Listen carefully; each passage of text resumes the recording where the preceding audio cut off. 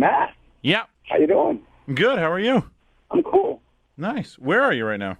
I'm picking up my daughter from school in Southern California. So the collectible... The show. Yes, the collectible toy and comic show this Sunday. I mean, I'm sure you've been doing these conventions for years now. What are they like for you? Do you enjoy going to them? I have. I do, although I collect neither toys or comic books. Right. But I do enjoy the shows because, I don't do a whole lot of them, to tell you the truth. But I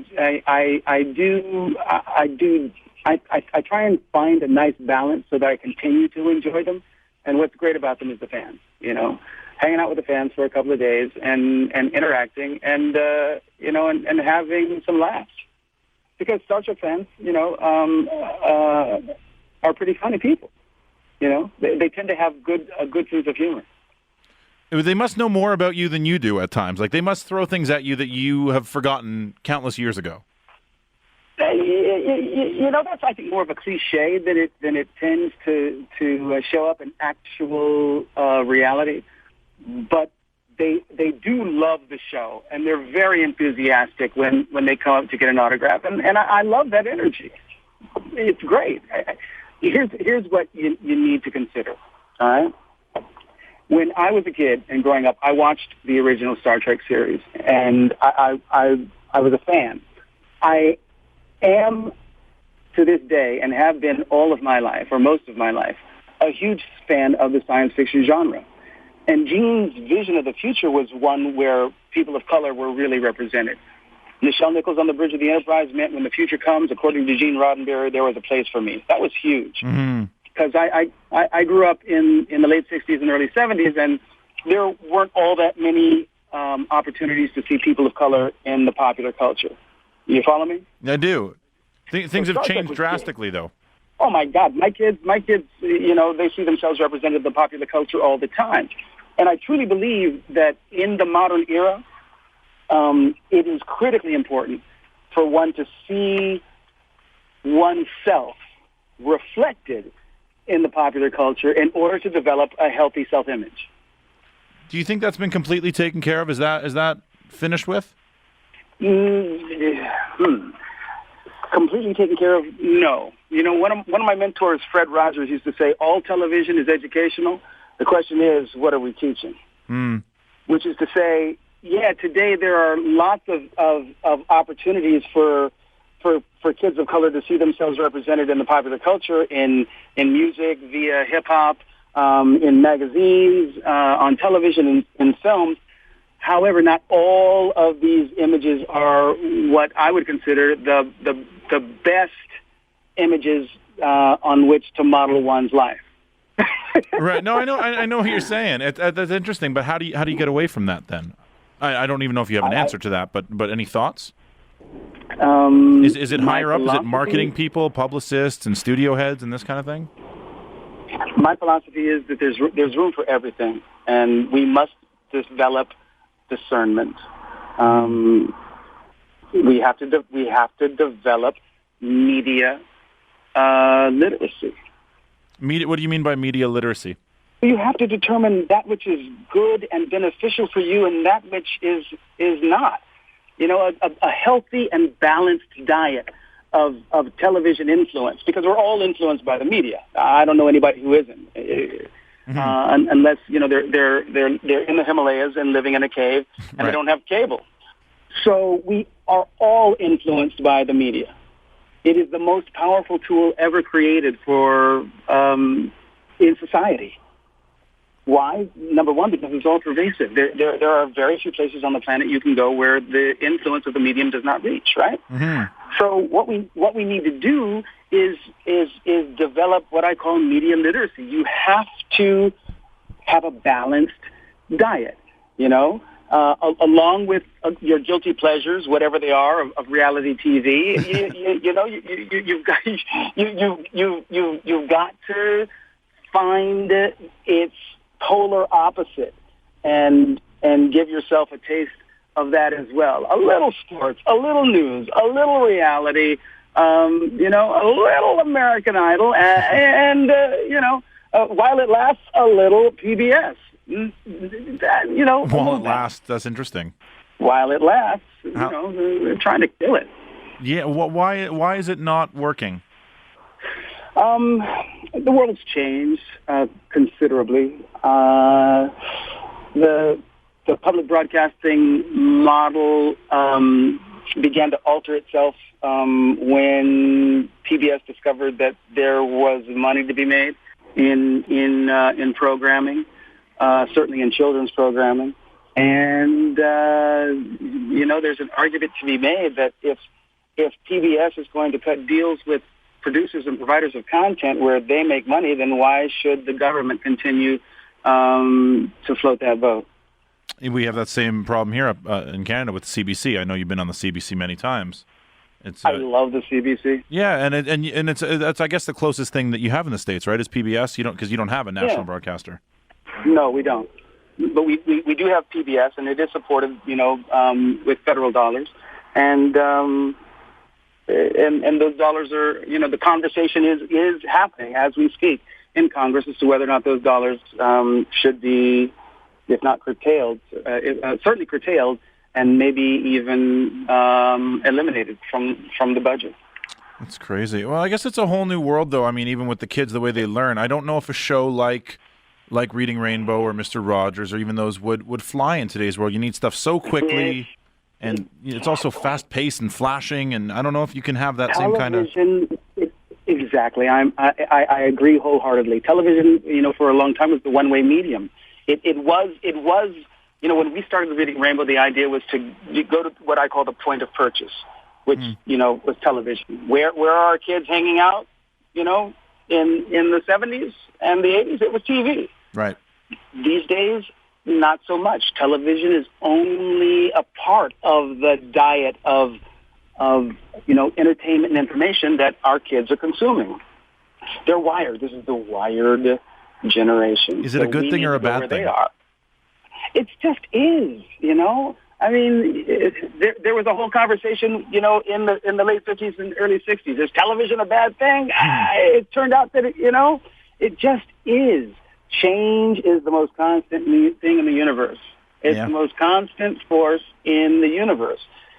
Human beings are adaptable to change, but, we have the ability to adapt, but sometimes we lack the desire, the will to adapt to change. Well, I was going to say, but it's almost like the kids are lacking a personal aspect with all the things they're doing. Like when I was growing up, I had you on TV and I had Fred Penner, and it was almost like a teacher.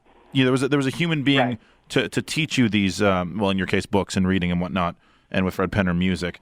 But the iPad apps or whatever the kids are using nowadays don't have that personal aspect. And I don't know if it's a bad thing or not. Like you said, change is always a good thing. Whatever it is, we'll adapt. But I feel and here's the thing, the wonderful thing about living in a free market economy. I too have identified that gap, if you will, in the marketplace. Mm-hmm. And as far as I can see, what's really lacking, and you were just really speaking to the very issue. What's really lacking is what we call curation. Right. Right? In cyberspace. So I've been working very, very hard, very diligently for the past year to launch a new company, which is all about providing for kids and their parents and their teachers a Reading Rainbow-like experience that they can consume via an app on a smartphone, on a tablet computer, over the Internet. And when you launch the app, you will find LeVar, and you will find a universe that you can navigate that is fun and enriching and is centered around books, digital books. When you were studying theater in California, do you ever think that this would be your main, not priority, but like this was the life you were going to lead? This is so far off from theater, right? It is. It's a far cry from what I envisioned my life to be as a theater major. And I'm good with it. I love what I do. And I see that I have an opportunity to really bring something of value to people. And that, if there's a thread through the 30 years of my career, I'd like to believe that that's a part of it. That I've been a part of efforts in the popular culture, in the medium, that have been more than just entertaining, that have brought a little something additional to the table. Do you think that all would have happened without Roots? Because Roots was such a big cultural phenomenon. No. And yeah, Roots set the standard. It gave me the opportunity to,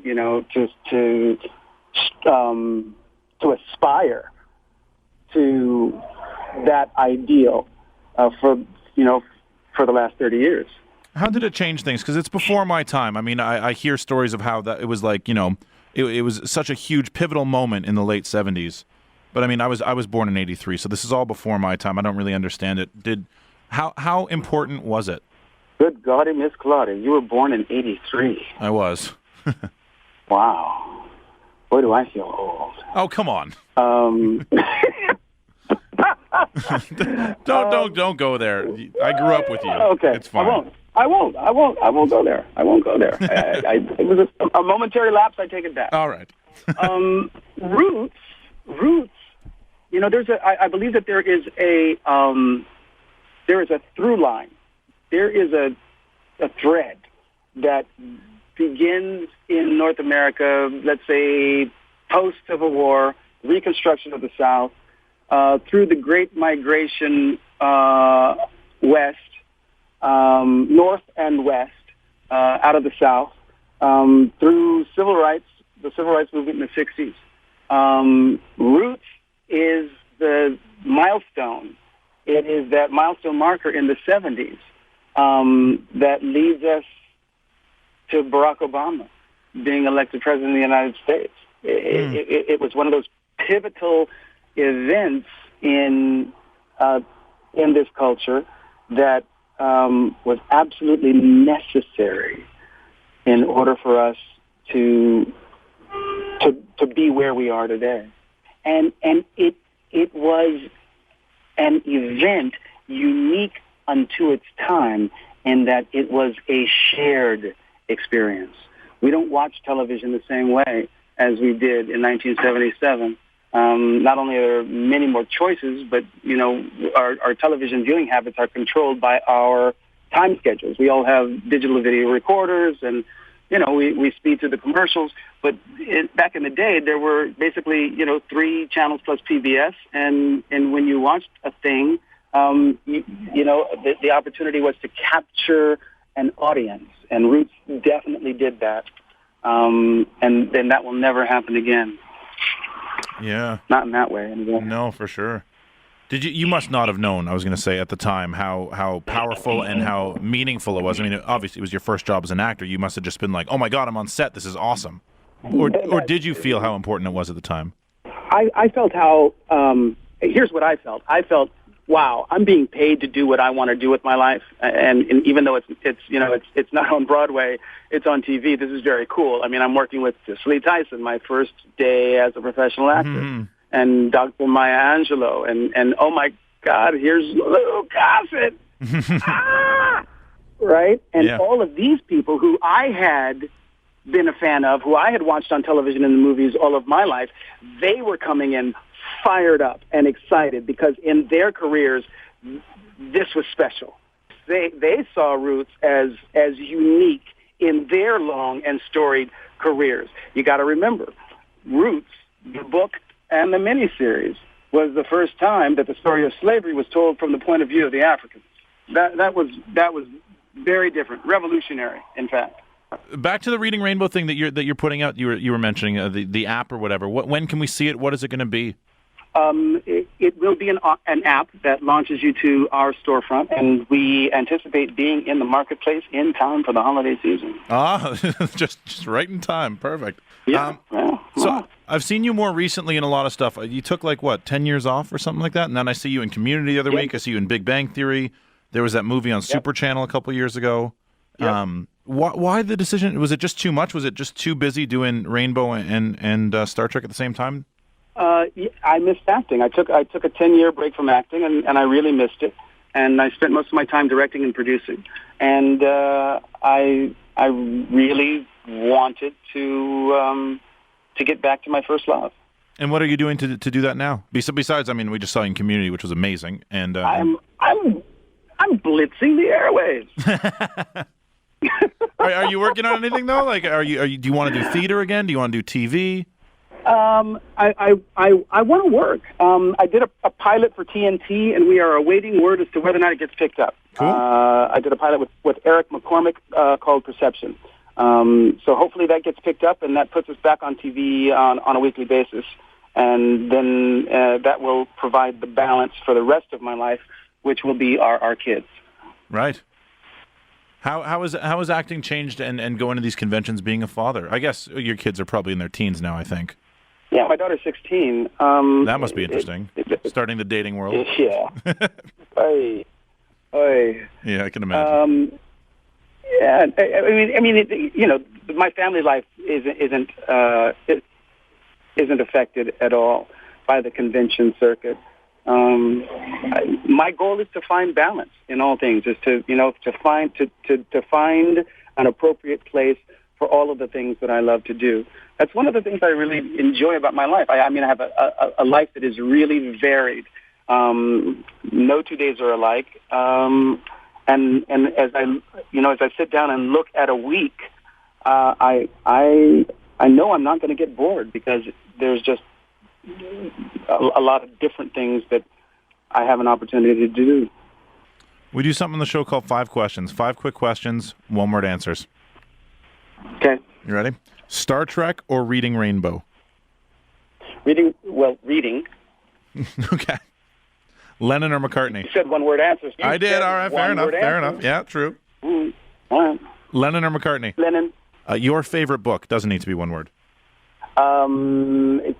It's Captain's Courageous, but there's a story behind it which I don't have enough words to tell you. No, go for it. So we'll open it up for you. Fill in the blank. We'll open it up for you. Seriously? Yeah. Captain's Courageous was the book that I was reading. I guess I was in the 3rd or the 4th grade when I really got reading. It was the book that the light bulb went on.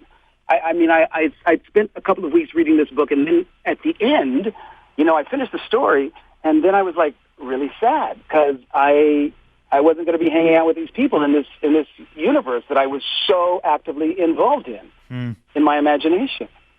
And to this very day, when I'm reading a good fiction novel, I slow down the last couple of chapters because I want to forestall that inevitable depression that happens when you finish a really fantastic book. So Captain's Courageous, Rudyard Kipling, seminal experience. Role you're most proud of? Wow. I know it's a tough one. LeVar. Oh, that's what I've done 400 or so of these. I've never heard that. That's good. I like that. Yeah. And that actually leads us to the final question. In 1 word, LeVar Burton. Wow, 1 word. Awesome. Not as good as the last answer, but I'll take it. No, give me another shot. All right. Give me another shot. In 1 word, LeVar Burton. 1 word. Reader. That's a good one. I like that. Yeah, reader.